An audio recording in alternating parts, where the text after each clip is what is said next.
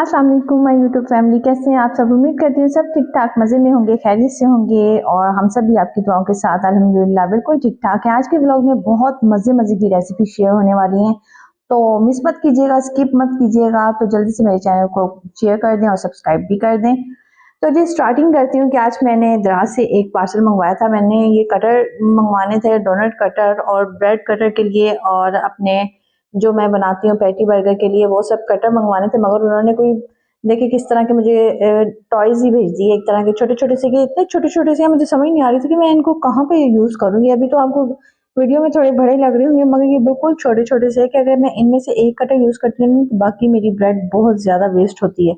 अभी मैं आपको इसका करके भी दिखाऊंगी। और सबसे पहले मैंने ये इसलिए भी ज्यादा स्पेशली मंगवाए थे क्योंकि मुझे आज बीफ पेटी बनानी थी। बीफ पेटी का भी मैं आपको बताती हूँ। मैंने बीफ को डबल मशीन में निकलवा के कीमा करवाया था, और इसमें मैंने सिर्फ काली मिर्च और सफेद मिर्च और नमक ऐड किया था, और इसमें मैंने पेपरिका पाउडर ऐड किया था ताकि ये जल्दी से फिर बनाते हुए गल जाए। इन्हें मैंने बटर पेपर के ऊपर रखा था ताकि ये चिपके ना। एक मैंने ढक्कन लिया, ढक्कन के ऊपर अच्छे से ऑयल मैंने लगाया और उसके ऊपर मैं ये रख रख के फिर इसे बटर पेपर पर निकाल रही हूँ। और देखिए इजीली निकल भी रही है। और जब मैं इन्हें बटर पेपर पर फ्रीज करूंगी तो ये बिल्कुल भी नहीं एक दूसरे के साथ चिपकेंगे, आसानी से अलग हो जाएंगे।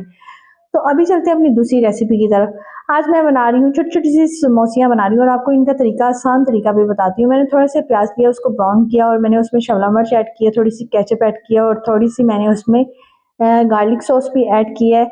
थोड़े से स्पाइसेस ऐड करेंगे, नमक, हल्दी, लाल मिर्चें, और थोड़ा सा जीरा पाउडर, धनिया पाउडर, और मैंने थोड़ी सी इसमें क्रीम भी ऐड किया, और थोड़ा सा एक चम्मच मैंने इसमें दही का भी ऐड किया, सिर्फ इसकी ग्रेवी बनाने के लिए, मसाला बनाने के लिए।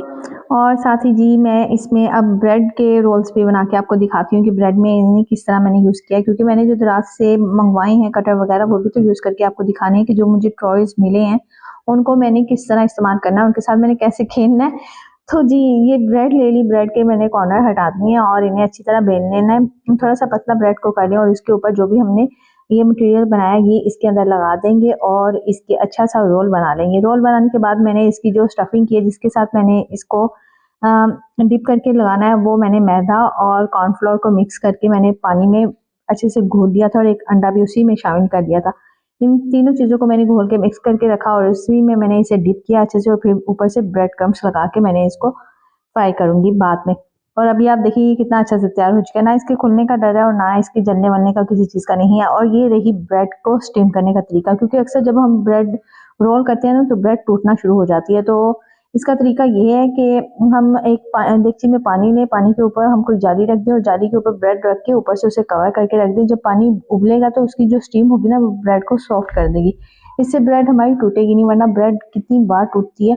और मेरी भी 2-3 दफ़ा ऐसा हो चुका था कि ब्रेड टूटी थी, उसके बाद रोल बनने शुरू हो गए थे। और अब देखें जी ये कटर मैं यूज़ कर रही हूँ इस, और मेरे बेटे ने बड़े शौक के साथ मेरे साथ ये सब करवाया। देखिए कितने छोटे छोटे से फ्लावर्स, हार्ट, और ये इतने छोटे छोटे बन रहे थे कि एक ब्रेड में मुझे दो दो बनाने पड़ रहे थे। और एक कुछ तो ऐसे थे कि मैंने 4 भी चीज़ें बना ली थी उसमें से। और फिर मेरी बेटी, छोटी बेटी भी आ गई, उसने कहा कि मम्मा मैं भी करूँगी। उसे जैसे देख देख के अच्छा लग रहा था। अच्छा चलो, मैंने कहा ठीक है आप लोग भी सारे ट्राई करो, टॉयज ही हैं इनके साथ खेलना ही है। तो मैंने कहा चलो ठीक है ट्राई करो सारे। लेकिन फिर भी मैंने ब्रेड को वेस्ट होने नहीं दिया। मैंने एक ब्रेड में से चार चार ये फ्लावर्स या हार्ट जो भी चीज़ें थी चार चार करके निकाल ली, और जो बच गया था उनका मैं ब्रेड क्रम्स बना के रख लूँगी, क्योंकि ये सब लेना भी बहुत मुश्किल हो जाता है, इसलिए किसी भी चीज़ को वेस्ट करना नहीं चाहिए। अब मैं इनके ऊपर, कुछ के ऊपर मैं सॉस लगाऊंगी, कुछ के ऊपर केचप लगाऊंगी, कुछ के ऊपर सिर्फ मायोनीज लगा के इन्हें फिल कर दूंगी। और इनकी जो स्टफिंग करनी है मैंने सेम उसी तरीके से करनी है, मैदा और कॉर्नफ्लोर लगा के। अब मैं छोटे छोटे से ये मून बनाऊंगी। मून बनाने का तरीका ये है कि ब्रेड को सेंटर में से काट लें और उसे अच्छी तरह बेल लें ताकि ये नरम हो जाए। नरम होने के बाद हमने इसी ब्रेड को फोल्ड करना है। तो जनाब आप देख सकते हैं मुख्तलिफ तरीके से ब्रेड बनाने से ये हो जाता है, बच्चे थोड़े खुश हो जाते हैं और उन्हें लगता है कि हमारी मम्मा ने मुख्तलिफ चीज़ें बनाई हैं हमारे लिए। अब बच्चे जिस तरह भी खाएं और उन्हें अच्छा ही लगेगा। अनाब ये बोल रही थी मैं छोटे वाले स्टार खाऊंगी, अरियान बोल रहा था मैं मून खाऊंगा। तो चले यही बच्चों की खुशी हो जाती है। अब मैंने एक बड़ा सा पेड़ा लिया, उसकी देखिए मैंने किस तरीके से उसे कट लगा लिए हैं ताकि वो थोड़े से ट्रायंगल शेप बन जाए। और इन सब के ऊपर मैंने वही वाला मसाला बना के रखा है जो मैंने अभी ब्रेड रोल बनाए थे। मैंने कोई अलग से मसाला नहीं बनाया, यही मसाला बहुत सारी चीज़ों में इस्तेमाल हो जाता है। और देखिए छोटी छोटी सी समोसियाँ किस तरीके से बनेंगी। इसका फ़ायदा ये हो जाता है, एक बड़ी सी रोटी बेलने से काफ़ी ज़्यादा समोसियाँ एक साथ बन जाती हैं, बार बार हमें उठा के इसको अलग अलग से बनाना नहीं पड़ता। मुझे घर पे ही ये रोल पट्टी या समोसा पट्टी बनाना अच्छा लगता है। एक तो साफ-सुथरी बन जाती है और दूसरी मज़े की भी बनती है और काफ़ी ज़्यादा बन जाती हैं। लेकिन कभी-कभी ऐसा होता है कि टाइम बहुत शॉर्ट होता है तो फिर बाज़ार से भी ले आते हैं। ऐसा नहीं कि बाज़ार से मैं बिल्कुल यूज़ नहीं करती, कभी बाज़ार से भी ले आते हैं। और समोसियाँ इतनी अच्छे से फ्राई हो गई थी, इनके ऊपर मैंने चाट मसाला थोड़ा-सा डाल दिया था और केचअप के साथ बहुत मज़ा करती हैं ये। और ये देखिए बाकी चीज़ें भी मैंने फ्राई कर ली थी और ये इतनी अच्छी फ्राई हुई हैं। इनके ऊपर जो ब्रेड क्रम्ब्स का गोल्डन कलर आया ना, बहुत अच्छा लग रहा है। तो जी ये बच्चों को फ्राई करके मैंने दे दिया, वो भी खाएँगे और अगर चाहें तो इन्हें आप बच्चों को लंच के साथ भी दे सकते हैं, खुद भी खा सकते हैं शाम को चाय के साथ। ये एक ऐसी स्नैक है जो सबको ही अच्छी लगती है।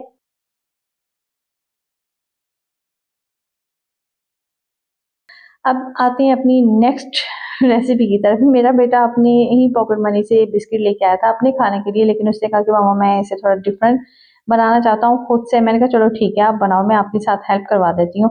तो उसने ये सारे बिस्किट्स की क्रीम निकाली और बिस्किट्स को अच्छी तरह उसने चॉप कर लिया, यानी कि ग्राइंड कर लिया, बिल्कुल चूरा कर लिया।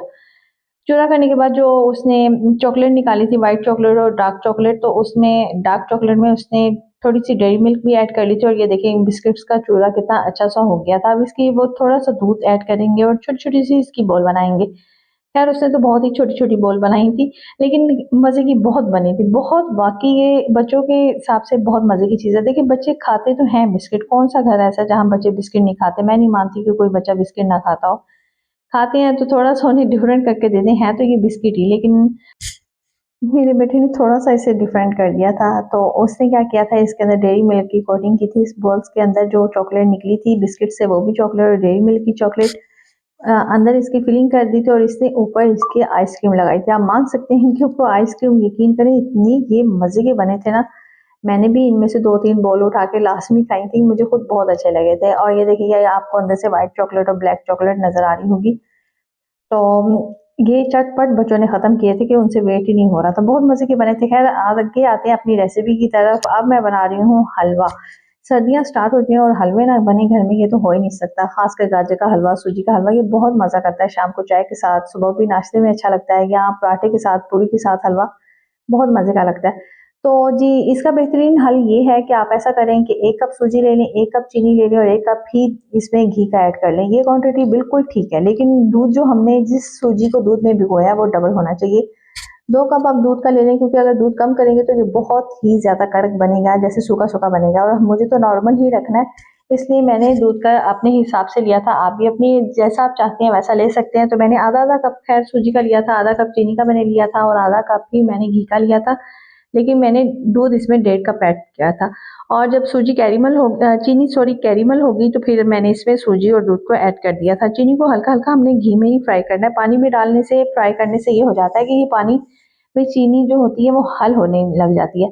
लेकिन घी में चीनी हल नहीं होती है, वो ये अपना कलर चेंज करती है, थोड़ी कैरेमल हो जाती है और वो अच्छा फ्लेवर देती है। और अब ये देखिए मैं इसे अच्छे से भून रही हूँ और मैं थक चुकी थी, तो मेरे हस्बैंड ने मेरी बहुत हेल्प की, क्योंकि इसमें काफ़ी ज़्यादा ताकत लगानी पड़ती है। तो मेरे हस्बैंड ने काफ़ी ज़्यादा हेल्प की थी। उन्होंने कहा कि मैं अब भून के देता हूँ, तो काफ़ी देर तक भूनते रहे और मुझे लगता है कि हस्बैंड्स को भी अपनी वाइफ़ की हेल्प करनी चाहिए, लाज़मी करनी चाहिए, क्योंकि गाड़ी के 2 पहिए होते हैं। वाइफ़ इतना ख़्याल रखती है तो हस्बैंड को भी रखना चाहिए अपनी वाइफ़ का ख़्याल। और शुक्र है अल्हम्दुलिल्लाह मेरे हस्बैंड बहुत केयर करते हैं इस मामले में। कोई ऐसा काम होता है जो मुझे करना मुश्किल लग रहा हो या उन्हें हो कि मेरा ज़्यादा काम है, तो वो मेरे साथ लाज़मी हेल्प करवाते हैं। और ये देखें ये सारी वैसे मेहनत ना मेरे हस्बैंड की है, क्योंकि उन्होंने ही इसे अच्छे से भुना था। बहुत मज़े का बना था ये। बस ये था कि थोड़ी इसमें चीनी थोड़ी कम हो गई थी, लेकिन ख़ैर हम लोग लाइट ही मीठा खाते हैं। बेटा मेरा बोल रहा था कि मम्मा थोड़ी चीनी कम है, लेकिन अच्छा बन गया था। अभी मैं बना रही हूँ पराठे।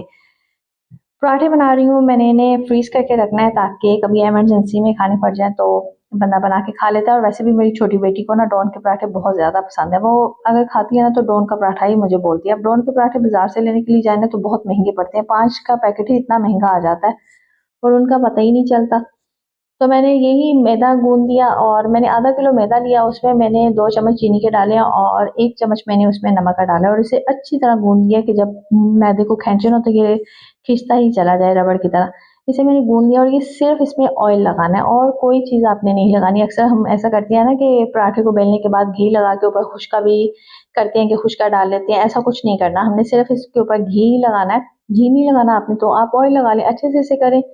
और फिर मैं इसमें काट देती हूँ। काट देने के बाद इसे ब्रीक ब्रीक रोल की शेप दे देती हूँ। रोल की शेप देंगे तो ऐसे लगेगा जैसे ये कोन बन गया और इसी कोन को पकड़ के हमने अंदर की तरफ राउंड राउंड में दबाना है और इतने अच्छे से ये पेड़ा बन जाएगा। जब हम इन्हें फ्राई करेंगे ना तो ये ऐसे लगेगा जैसे कि हम बाजार के लेके आते हैं लच्छे वाले पराठे, ये बिल्कुल वैसे हो जाएंगे फ्रोजन पराठे भी। तो अब जी दूसरा पराठा बनाती हूँ। दूसरा पराठा भी मैं ऐसे ही बनाऊंगी। मैंने सारे पराठों को एक साथ इकट्ठा किया और देखें इसमें खुद ब खुद इसके बल आ गए हैं। जैसे आप कह सकते हैं इसमें लेयर बन गई और इसे हमने 2 फिंगर्स पे लपेटना है और ये देखें माशाल्लाह से कितना अच्छा बना। अब मैं आपको दिखाती हूँ अपना तीसरा पराठा कि मैंने तीसरा पराठा किस तरीके से बनाया था। आज मैं डिफरेंट तरीके के आपको पराठे बनाने, पेड़े बनाने सिखा रही हूँ। अब ये देखिए एक तय को मैंने उठाया, उसके ऊपर फोल्ड किया, दूसरी को उठाया, उसके ऊपर फोल्ड किया, ऐसे ही तय करते करते जैसे हम अक्सर टावल्स की तय करते हैं, किसी चीज़ की तय करते हैं और इसी को मैंने राउंड बना के देखिए कितना अच्छा ये भी पराठा बन गया। और सॉरी हमारे मुर्गे की शायद अज़ानों का टाइम हो चुका है तो इसलिए आप ना आवाज़ अगर आ रही हो तो इग्नोर कीजिएगा। अब ये देखिए नेक्स्ट मैं ये कर रही हूँ कि मैंने सारे पराठे को बीच में से कट लगाए हैं। मैंने खैर थोड़े मोटे कट लगाए हैं, आप चाहे तो इससे भी ब्रीक कर सकते हैं। कट करके मैंने इसे देखिए छुरी के साथ ही फोल्ड करना शुरू कर दिया। फोल्ड करती गई फिर मैंने इसे अपनी 2 फिंगर्स पे ही लपेट के बहुत अच्छा सा रोल कर लिया और ये बन जाता है एक तरह का जलेबी पराठा और ये इतना क्रिस्पी भी बनेगा, बहुत मज़े का बनेगा। अब चलते हैं अपने नेक्स्ट पराठे की तरफ। इस पराठे को मैंने थोड़ा सा चौकोर शेप दे दी, ठीक है। इसको मैंने कहा थोड़ा सा इसको भी पराठे को डिफरेंट करके फ्रोजन बनाएंगे। अब मैंने पराठे को बेलना शुरू कर दिया और सबसे पहले मैंने बटर पेपर एक ट्रे में रखा है। बटर पेपर के ऊपर ये रखती जाऊंगी, इनके ऊपर हल्का सा घी लगाती जाऊंगी ताकि एक दूसरे के साथ चिपके ना। और सबसे मेन बात ये है कि आप पराठे को ऐसी जगह पे रखिएगा जहां इसके किनारे वगैरह बिल्कुल ना मुड़े, बिल्कुल इक्वल लेवल होना चाहिए इसका, वरना जैसे आप फ्रीज करेंगे ना ये वैसे के वैसे ही हो जाएंगे फ्रीज। तो इसलिए बेहतर है कि आप इसे एक बिल्कुल सादी सी ट्रे में, बिल्कुल सादी प्लेट में रख के करें। मेरे पास ऐसा कुछ नहीं था, कोई ना कोई किनारे वाली प्लेट ही निकल रही थी तो मैंने इनको क्या किया कि शेल्फ पे रख के ही बटर पेपर पे रख दिया और फ्रीज कर दिया। अब ये वो मैं आपको दिखा रही हूँ पेटियां जो मैंने बनाई थी। इसमें चिकन पैटी भी है और बीफ पैटी भी है। देखिए कितनी अच्छे से जम चुकी है और इनका बटर पेपर भी मैंने अलग कर दिया था और मैंने इन्हें जिप लॉक बैग में डाल के दोनों को रख दिया था। और मेरा जिप लॉक बैग इतना बड़ा है ना कि इसमें मैंने 15-15 पेटियां भी डाली थी ये बना के, लेकिन फिर भी उसमें काफ़ी ज़्यादा स्पेस थी। आप देख सकते हैं, देखिए। और ये इतनी अच्छी बन गई थी। अब किसी दिन मैं आपको बीफ पेटी का भी रेसिपी बताऊंगी और बना के भी दिखाऊंगी कि किस तरह फ्राई होते हैं और ये बहुत मज़े के बनते हैं। मेरे हस्बैंड को ज़्यादातर ना बीफ पेटी अच्छी लगती है और मेरे ख्याल में बच्चों को ज़्यादातर चिकन पैटी अच्छी लगती होगी क्योंकि मेरे बच्चों को चिकन पैटी ही अच्छी लगती है। देखिए आज मैंने आपको कितनी रेसिपीज़ दिखाई हैं, बताई हैं, तो फिर आपको लाइक शेयर सब्सक्राइब करना तो बनता है ना, क्योंकि इतनी मेहनत होती है, पूरा दिन हम लोग इस काम पे लगे रहते हैं और फिर उसके बाद जब किचन को क्लीन करना पड़ता है, ओह वल्ला कुछ मत पूछें, इतनी थकावट हो जाती है, इतना थक जाते हैं हम लोग, लेकिन फिर भी आप सबके लिए ये वीडियोस हम लोग बनाते हैं। तो इसमें से मैंने कुछ पेटी बर्गर निकाल के बच्चों को बना के भी दिए थे, तो आपको दिखाती हूँ कि बहुत मज़े के बने थे। मैंने कुछ चीज़ बर्गर बनाए थे और कुछ में ऐसे ही सॉस वगैरह लगा के क्रिस्पी से करके बनाए थे। हाँ, बर्गर अगर ये पेटी बर्गर बनाए ना तो इनमें बंद गोभी लास्ट में रखा करें, बंद गोभी का अपना ही एक टेस्ट आता है। और मेरी छोटी बेटी ने फरमाइश कर दी कि मुझे मम्मा अंडा पराठा दें, तो मैंने कहा चलो मैं एक जल्दी से उसे पराठा भी फ्राई करके दिखा देती हूँ आपको। पराठा बहुत अच्छे से फ्राई हो गया था मगर अभी इसे 5-10 मिनट ही हुए थे मुझे फ्रीज़र में रखे हुए। साथ ही मैंने अपने लिए चाय रख ली थी। अब मैं ब्लॉग का एंड करती हूँ। उम्मीद करती हूँ आपको मेरी वीडियोस पसंद आती होंगी। अगर पसंद आती हैं तो लाइक शेयर सब्सक्राइब करना मत भूला करें। अपनी दुआ में याद रखिएगा। अल्लाह हाफिज़।